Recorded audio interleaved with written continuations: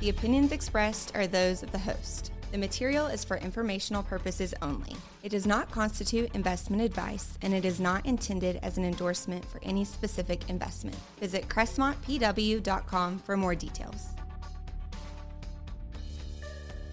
Welcome to the Ascent. This is Sam McGee with Crestmont Private Wealth. We have offices in Houston, Texas, and Boerne, Texas. We serve clients all over the United States, as well as our home state, Texas. And we'd love to hear from you. We can be reached at crestmontpw.com on our Contact Us page.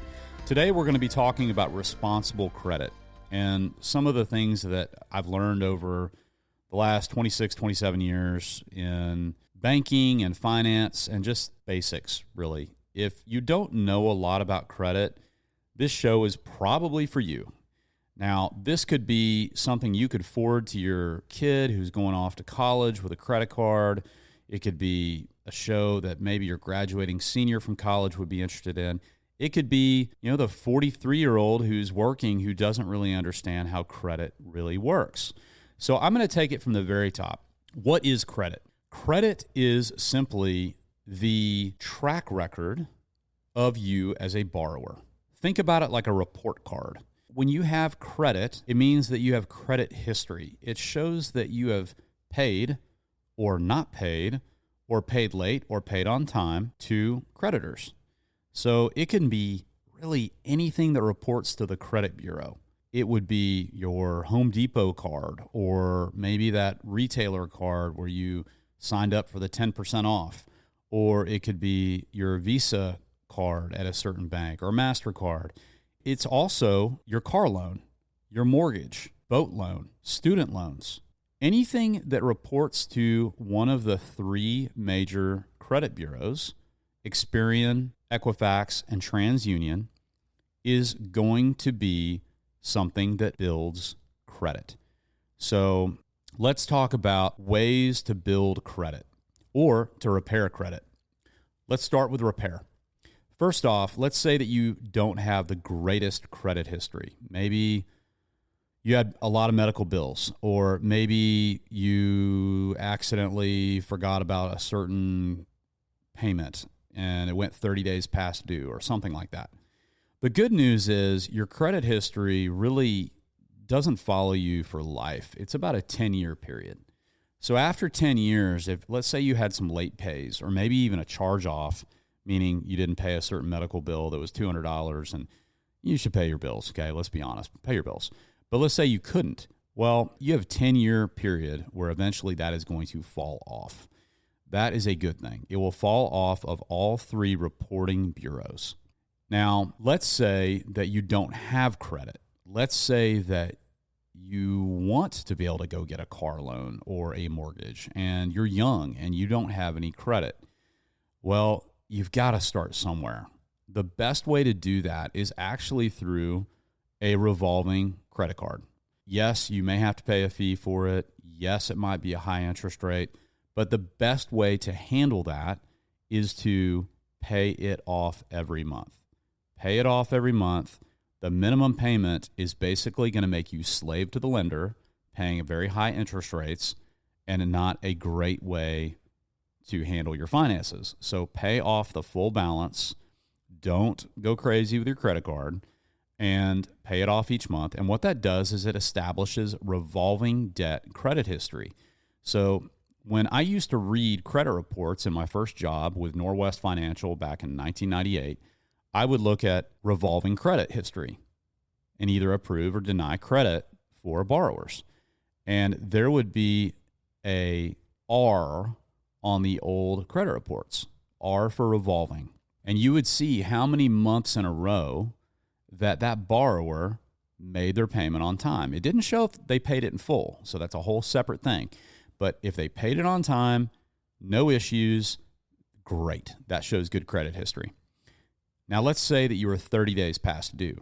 That will show up on your credit report. It will say 30 days past due, and that's a pretty big ding on your credit, okay?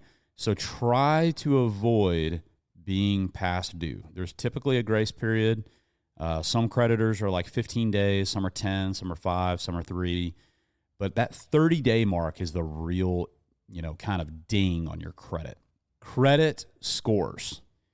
Now, a good credit score is going to be in the 700s, okay? The high 700s, mid 700s. Bad credit, you start getting below 700 credit score into the 600s. And then derogatory credit is going to be in the 500s. That's the kind of no-fly zone or subprime credit. Again, if you have that and you're listening, you're not going to be stuck with that forever as long as you start building a good credit history now. And after 10 years, that falls off and you're good. Now, some of you listening to this are high net worth, affluent. That's who we serve at Crestmont Private Wealth. We do work with high earners. We work with families that have $1 million in liquidity and up. And typically our average client is somewhere between, call it $1.5 million all the way up to $18 million that we manage for them. You may be listening to this going, why in the world do I need to hear this? Well, if you have children or grandchildren, they may need to hear this. They may need to hear what it's like to have good credit, bad credit, what that means, and how to build good credit. So what is it to have bad credit? What is that like? Well, if you have bad credit and you go apply for a car loan, you are going to have to pay a much higher interest rate, or you might not even get approved. Same thing with a mortgage. That is what we want to avoid. So how can you build positive, good credit history? How much is too much? How much is too little? One of the things that I learned very early on is that revolving credit is kind of not that valuable in the eyes of a lender because it's just like a credit card. Revolving credit is just a credit card. Okay, you've got a credit card, you paid it off. Oh, that's nice. That's great. But you really haven't had to pay anything substantial because with revolving credit, it's typically 1% to 3% of the outstanding balance that you have to pay monthly. So that's easy. I mean, if you have a $5,000 balance and you only have to pay 3% of that, that's not that much. And that's how people get in trouble. What creditors look for is installment credit. Installment credit is going to be your mortgage, your boat loan, your car loan, anything that has an I in front of it on a credit report. That shows that you can stick to terms of a agreement. It shows that you can make payments on time. Typically, those payments are fairly substantial. They're going to be in the hundreds, maybe thousands. And that kind of credit history shows, hey, this is a borrower who pays on time, they meet their commitments, that shows character. That shows character, that shows capacity, that shows creditworthiness. Now, what other little nuggets of wisdom can we share about credit? Let's say that you have a credit card fraudulent activity on a credit card. One of the first things that you can do, which is typically free, is you can call any one of those 3 credit reporting bureaus, TransUnion, Equifax, and Experian. Only one, you don't have to call all 3, and you put a fraud alert on your credit report. Now, you can do it online too, and what that does is it supplies your mobile number onto the reporting agency, and it says, hey, if anybody applies for credit, I need to be contacted. So you're safeguarding your credit by doing that. And you should do that every so often. Put a kind of a notice or have a credit monitoring service to make sure that you don't have anyone go out there and use your information to obtain a credit card, run it up, and not pay it off. That is a mess. Really want to avoid that. There's plenty of credit monitoring services out there. Be discerning because some of them are really expensive and some of them are affordable. But typically, you can kind of get these from the credit reporting agencies themselves as well and pay a little premium for that. Another little nugget is the concept of co-signing. Now, we've seen this a lot over the years, both in my banking days as well as being a wealth advisor. Again, we work at Crestmont Private Wealth in Houston and Boerne, Texas, have clients all over the United States, and we manage liquidity and financial plans, portfolios for high-earning and wealthy individuals of all phases of life. So let's say that you have a son who really likes that one pickup truck that he can't afford with his first job, and it's a big old payment. What I have seen is the parent typically say, hey, I'm going to co-sign this thing, and you're going to make the payments, and I will tell you, pause. Probably not a great idea. First off, huge payment, putting them in the hole in order to get that big truck. Let's try to avoid that, because ultimately what we're teaching here is let's go beyond our means, and I'm going to kind of prop up your ability to get this by co-signing. Also, let's say that Johnny doesn't make that payment. That's going to affect your credit. So you're looking for that second home, maybe in Colorado or down on the coast.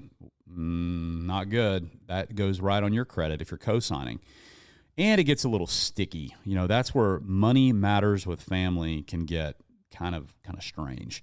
So we don't generally recommend co-signing for friends, family, unless there's an absolute extenuating circumstance. I mean, we're talking life and death for transportation. Just try to avoid it. It's just not worth it, and it doesn't really teach the right things. Not a big fan of co-signing. If they can't afford it and they have to get a co-signer, that's probably a time to teach, not a time to prop up. So we've been talking about credit today, responsible credit, what credit is, some of the safeguarding with credit, and what you can do to build a good credit history. As a recap, building credit history is all about paying your bills on time. It is not about having no credit, because no credit is not good. Credit, it's important. It's a part of our financial ecosystem. But to have a loan, you have to start small by building responsible credit history. So teach your kids before they go off to college, before they have that first job, the importance of paying on time and being really serious about it, because they probably are not focused on that. But when they get out and want to lease that first apartment, they're going to run credit. And guess what? If they don't have good credit, you're going to be co-signing that. So pass this show along to your kids in college, high school. It's appropriate. Even folks that maybe are just starting their career.